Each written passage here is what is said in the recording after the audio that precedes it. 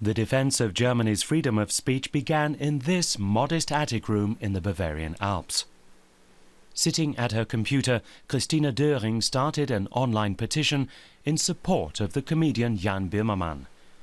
Böhmermann is scheduled to appear in court for allegedly insulting the Turkish president in a poem. Döring feels the accusation is absurd and has collected over 240,000 signatures for her petition. It's important to me that someone takes a stand against Turkey. We have freedom of speech and freedom of the press and of art, and you can't restrict that just because you don't like something. What I'm about to do isn't allowed. It wouldn't be allowed to publicly broadcast this in Germany.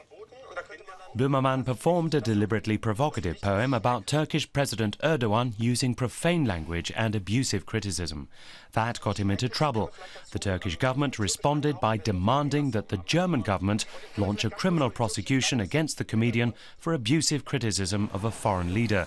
Meanwhile, in the offices of the opposition newspaper Cumhuriyet in Istanbul, editor-in-chief Jan Dündar has just been told that his book about the persecution of journalists in Turkey is to be published in Germany.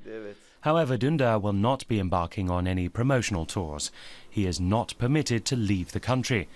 Dündar will appear in court himself charged with treason. Although he considers Böhmermann's comments to be in poor taste, he warns Germany against giving in to pressure from the Turkish government. Of course you could make a civil case out of this. But Erdoğan is a politician who can't tolerate any critique. Even if it's carefully formulated, he'll take you to court, which is why his reaction to this case is seen so adversely. This is not an isolated case. It's the overall state of freedom of speech in Turkey. That's why so few people are willing to side with Erdoğan in the case of Böhmermann.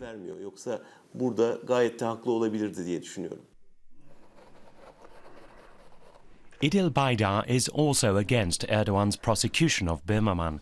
Baydar is a German-Turkish stand-up comedian and is well known to German audiences. Her current show draws heavily upon stereotypes of Germans and Turks. She has been very successful with her show in many German cities. Germans find it really funny when I say, "We're even now. You can't have enough children. We can't speak German properly."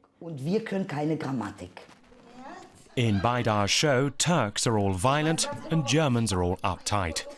It plays on fears about integration, a sensitive issue in Germany. Queuing? We don't do that. We don't get it. We just form crowds. Baydar has defended Böhmermann's poem about the Turkish president. For Baydar, Böhmermann is not only satirizing Erdoğan, he has also highlighted the latent racism that foreigners or their children living in Germany have to face. The poem has finally spoken out about what we Turks in Germany have been forced to listen to for the last 50 years. The insulting word he used to describe Erdoğan was not invented by Turks.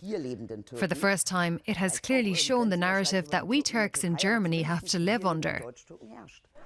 Baydar's biting satire is extremely popular among Germany's younger population with a migrant background, but they are divided over the Jan Böhmermann case. Everyone has an opinion and should be free to express it. In my opinion, there's been too much fuss over it. We like to tell jokes as well and to have fun, but that was below the belt. That shouldn't have happened. Christine Döring is surprised by how much attention her petition has received. Opinion polls also indicate that most Germans have a high tolerance level when it comes to satire.